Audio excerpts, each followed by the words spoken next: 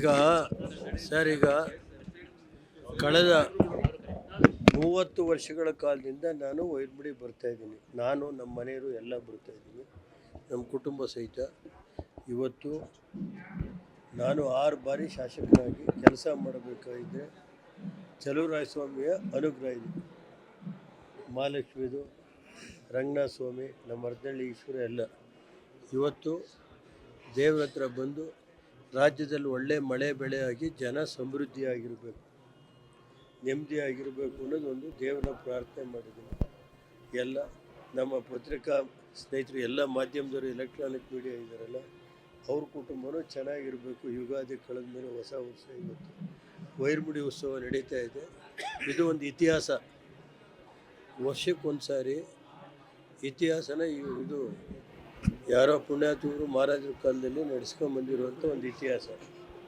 ಇದನ್ನು ಮುಂದುವರಿಸ್ಕೊಂಡು ಹೋಗ್ತಾಯಿದೆ. ಇದೇ ರೀತಿ ಎಲ್ಲ ನಮ್ಮ ರಾಜ್ಯದ ಜನ, ರಾಷ್ಟ್ರದ ಜನ ಎಲ್ಲ ಸುಭಿಕ್ಷವಾಗಿರಲಿ ಅಂತೇಳಿ ಚಲುವರಾಯ ಸ್ವಾಮಿನ ಬೇಡಿದ್ದೀನಿ. ಮಹಾಲಕ್ಷ್ಮಿ ಮೇಡಮ್ ಪಾಪ ಅವ್ರಿಗೆ ಬಂದಿಲ್ಲ.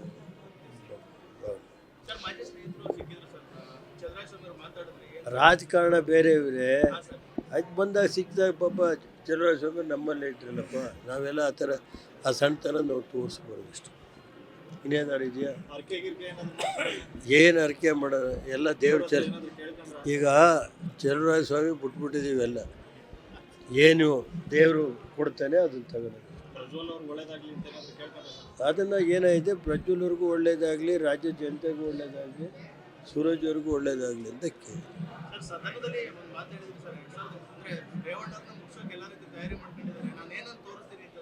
ಅದನ್ನು ಇವತ್ತು ದೇವ್ರ ಕಾರ್ಯಕ್ಕೆ ಬಂದಿದ್ದೀನಿ. ದೇವ್ರ ಕಾರ್ಯದಲ್ಲಿ ಅದಕ್ಕೆ ರಿಯಾಕ್ಟ್ ಮಾಡಬಾರ್ದು. ಟೈಮ್ ಬಂದಾಗ ಇನ್ನೂ ಟೈಮ್ ಇದೆ, ರಿಯಾಕ್ಟ್ ಮಾಡೋ ನಡೀರಿ. ಪಕ್ಷನೂ ಆಯಿತು, ಪಕ್ಷಕ್ಕೂ ಕೇಳೋಣ, ಎಲ್ಲ ಕೇಳೋಣ. ಕುಮಾರಣ್ಣವ್ರಿಗೂ ಕೇಳಿದ್ದೀನಿ, ನಿಖಿಲ್ ಕುಮಾರಸ್ವಾಮಿಗೂ ಕೇಳಿದ್ದೀನಿ, ಸೂರಜ್ಗೂ ಕೇಳಿದ್ದೀನಿ, ಎಲ್ಲರಿಗೂ ಕೇಳಿದ್ದೀವಿ. ನಮ್ಮ ಜನಕ್ಕೆಲ್ಲ ಒಳ್ಳೆಯದಾಗಬೇಕು.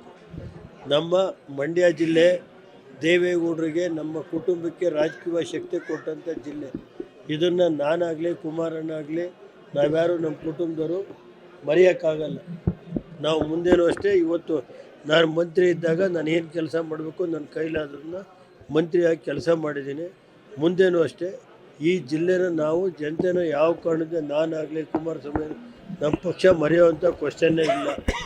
ನಾವು ಮಂಡ್ಯ ಜಿಲ್ಲೆಗೆ ಕುಮಾರಣ್ಣವ್ರಿಗೆ ಹೇಳಿದ್ದೀನಿ, ಏನು ಬೇಕೋ ನೀನು ಕೇಂದ್ರ ಸರ್ಕಾರದಿಂದ 2 ಕಾರ್ಖಾನೆಗಳಿರ್ಬೋದು, sugar factory, Pandavapura sugar factory ನಿಂತು ಹೋಯಿತು.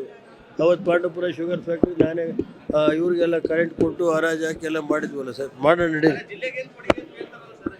ಜಿಲ್ಲೆಗೆ ನೋಡ್ರಿ, ರೇವಣ್ಣ ಏನು ಕೊಡುಗೆ ಅನ್ನೋದನ್ನ ಟೈಮ್ ಬಂದಾಗ ಹೇಳ್ತೀನಿ. ಏನೇನು ನಾನು ಇಂಧನ ಮಂತ್ರಿಯಾಗಿ ಏನು ಮಾಡಿದೆ, ಲೋಕೋಪಯೋಗಿ ಮಂತ್ರಿಯಾಗಿ ಏನು ಕೆಲಸ ಮಾಡಿದ್ದೀನಿ. ಈಗ ಮೈಸೂರು ಬೆಂಗಳೂರು ರೋಡು ನಾನು 14 ತಿಂಗಳಲ್ಲಿ ಪೂರ್ತಿ ಲ್ಯಾಂಡ್ ಕೊಡದು ಹೋಗಿದ್ರೆ ದಿಲೀಪ್ ಬಿಲ್ಟನ್ ಎಲ್ಲಾಗೋದು, 8 ಲೇನ್ ರಸ್ತೆ ಆಗೋದ.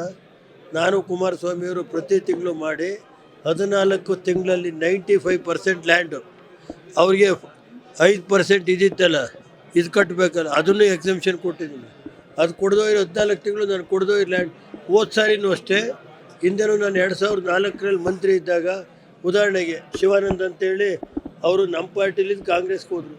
ಅವ್ರ ಮನೆ ಹೊಡಿಯೋಕ್ಕೆ ಬಂತು, 60 ಲಕ್ಷ ದುಡ್ಡು ಕೊಡಬಾರ್ದು ಹೋದರು. ನಾನು ಕಾಂಗ್ರೆಸ್ಸು ದಳ ಅಲ್ಲ, ಕಾನೂನು ಎಲ್ಲರಿಗೂ ಒಂದೇ.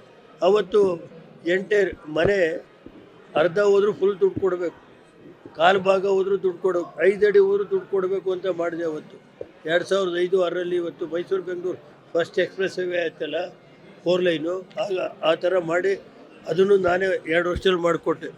ಇವತ್ತು 14 ತಿಂಗಳಲ್ಲಿ ಕುಮಾರಣ್ಣವರು ಮೈಸೂರು ಬೆಂಗಳೂರದು ಏನಾದ್ರು ರಸ್ತೆಗೆ ಅವತ್ತು ಪ್ರತಿ ತಿಂಗಳ ಚೀಫ್ ಸೆಕ್ರೆಟ್ರಿ ಕರೆಸಿ ಮೀಟಿಂಗ್ ಮಾಡಿದು ಹೋಗಿದ್ರೆ ಇನ್ನೂ 10 ವರ್ಷ ಆದರೂ ಬಿದ್ದಿರೋದು ಹಂಗೆ ನಡೆಯುತ್ತೆ. ಏನು ಅದನ್ನೆಲ್ಲ ದೇವ್ರಿಗೆ ಬಿಡ್ತೀನಿ, ನಡೀರಿ. ಅದು ಜನತೆ ತೀರ್ಮಾನ. ಸರ್